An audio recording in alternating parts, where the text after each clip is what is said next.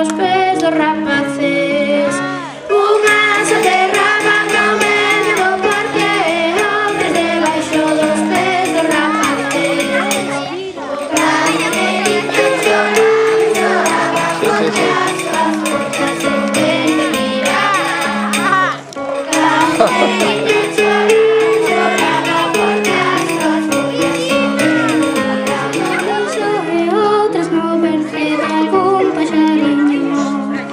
Unha se mataba na caixa do lixo e outras no verge de algún paxariño.